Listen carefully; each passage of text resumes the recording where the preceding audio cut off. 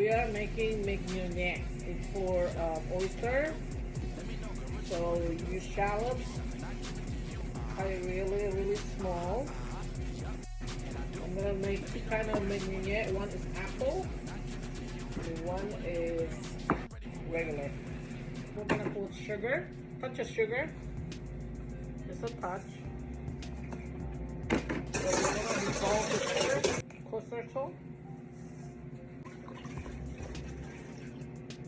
Fresh black pepper, corn, crushed.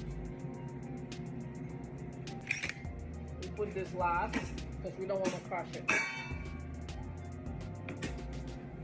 So you want to sit this in there about 15 minutes at least before you serve it.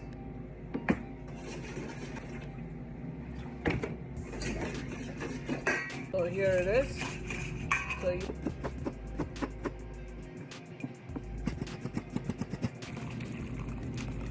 So here is our apple mignonette.